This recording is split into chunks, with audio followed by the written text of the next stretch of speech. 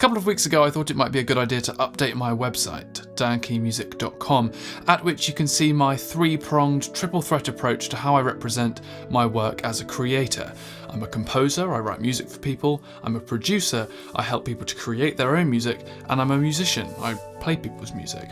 And normally pretty much any project I do falls within one of these three categories. But I realised that in the course of the next year or so, I plan to upload between 20 and 30 instruments to Piano Book, and so maybe the website deserves an addendum. So you can now go to dankeymusic.com/samples, where you'll also be able to see some of my personal highlights throughout the year.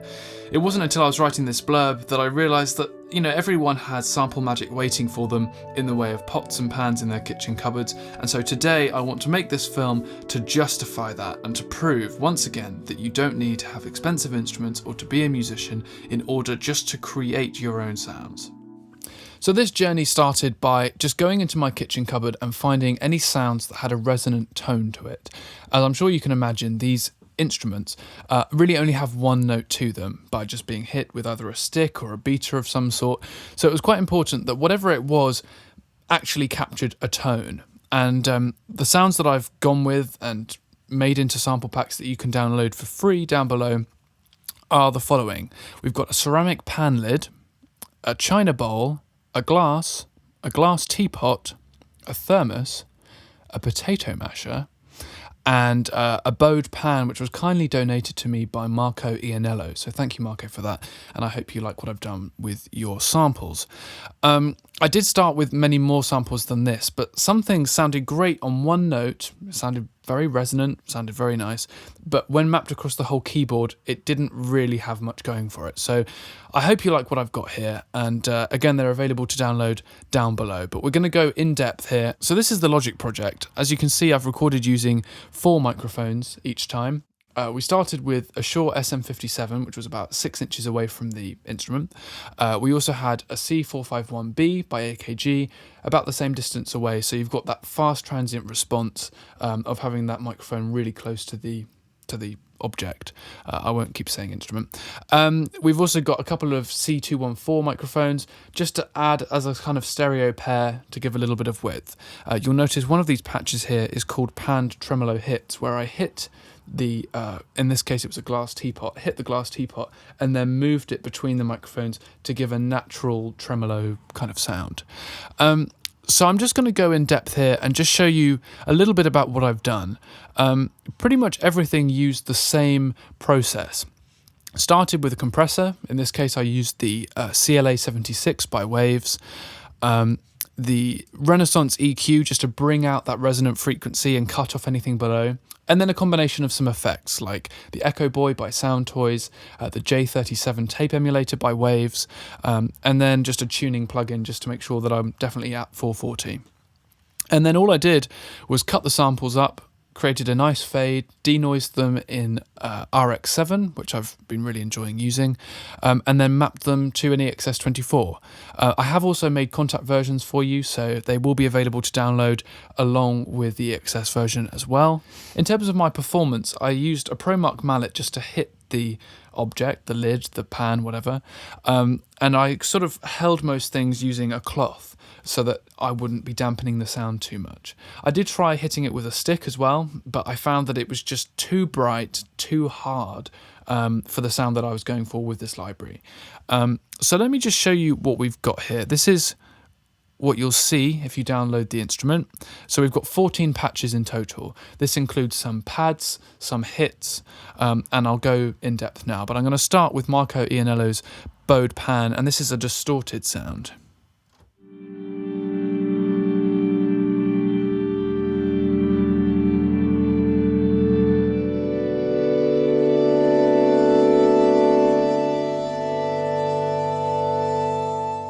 So you can hear the sound there of Marco bowing over it. I think he recorded this using an SM58 microphone.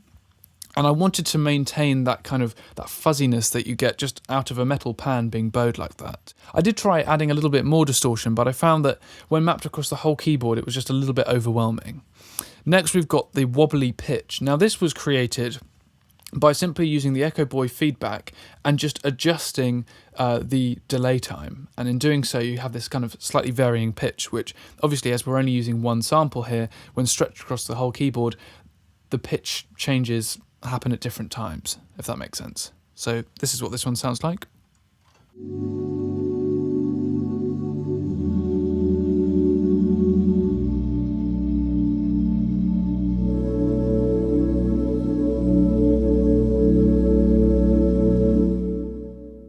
Sounds quite nice. I wonder actually if it would sound good with my Soft String Spurs Harmonics patch, which I released a couple of weeks ago, also linked down below.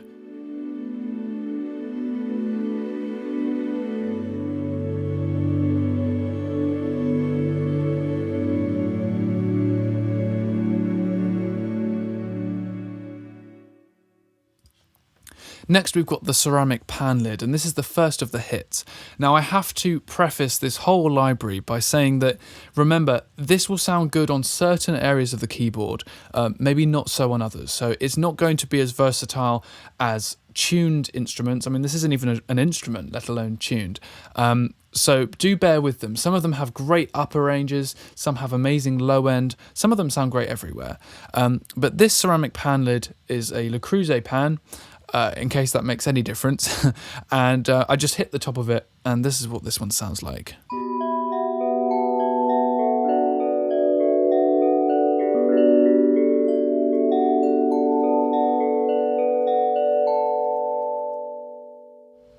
Next, we've got the China bowl hits. This was a fairly thick bowl, but let's have a listen and see what this sounds like.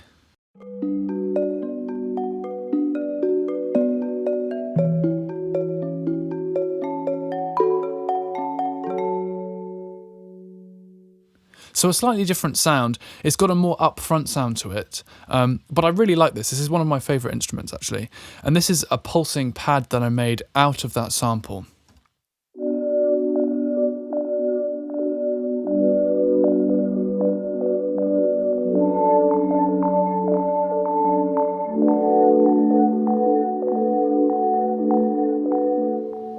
So this was just one sample, and again, when you're playing below the root note, it slows the sample down. When you play above it, it speeds it up. So you get this wonderful jostling between the different rhythms, which I really like.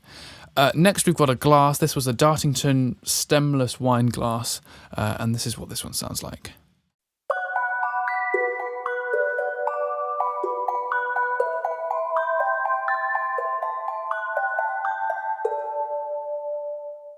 Next, we have the glass teapot hits, and this is my absolute favourite one so far. There's something really beautiful about it. It was actually the first one I sampled too, and I just hit the side of it. We've got a couple of different patches here. We've got the main hits, we've got the pan tremolo, and then the actual tremolo hits, along with the pad as well.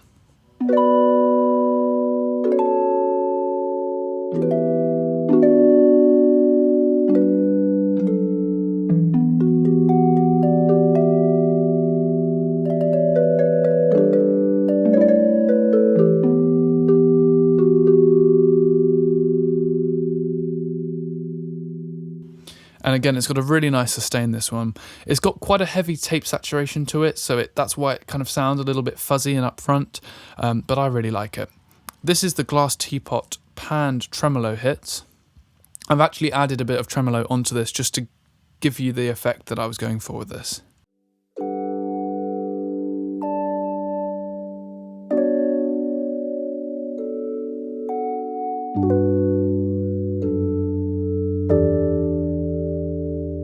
And this is the patch that I've got for the infinite delay.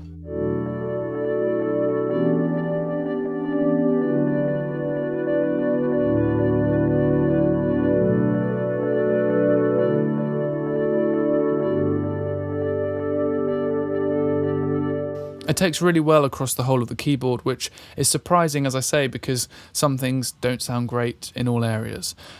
This is one of my favourite patches, though. It's just got that upfront tape-saturated sound to it that I really like. I'm using the Echo Boy Memory Man on there, so it's got that kind of psychedelic sound to it, but I really do like that sound. And this is the Infinite Reverb patch as well.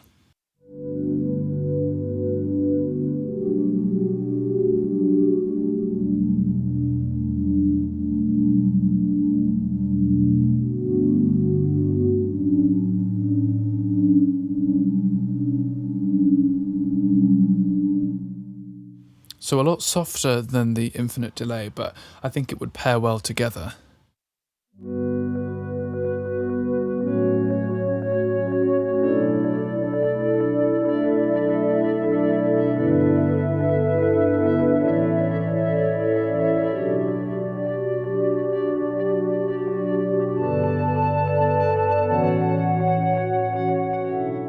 You've got the upfront sort of bitey edge of the infinite delay, and then the warmth and the width of the infinite reverb. Towards the end of this list now, we've got the Thermos evolving pad and hits sound. So I'm going to show you I'll show you the hits first, actually.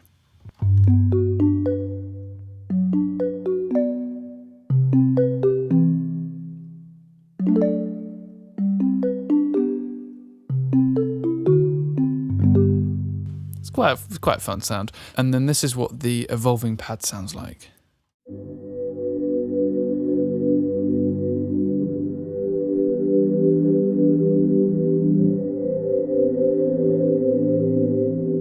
So this is the potato masher. Now, I wasn't going to include this in the mix. It doesn't have quite the same quality of sound as the other instruments. However, 13 is an unlucky number, and I have two reasons for you to use this. Number one, if you can create a sound out of a potato masher, then really no one has any excuse not to make their own sounds. The second thing is I actually think it sounds amazing as a drum kit sound.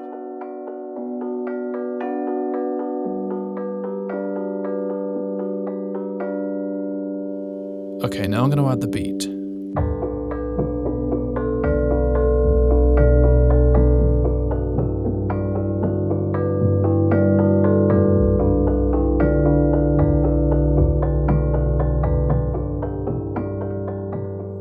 I'd be really interested to see what you think of this instrument. I know it's a bit of a weird one, but hopefully you've heard something in there that could be useful. And if you do, and you do end up using it on your stuff, please do share it with me because I'd love to hear it. In a couple of weeks, we're going to be returning back to Thrumming Textures, where it all began, with the Ukulele with a Twist library. I've actually been really pleased to see that we're now over 200 subscribers, all thanks to Christian and his feature in his vlog, so thanks, Christian. It really does mean a lot that people are actually enjoying this thing and you know, sharing and liking. So please do continue to do that and hit subscribe if you haven't already, and I will see you in the next video.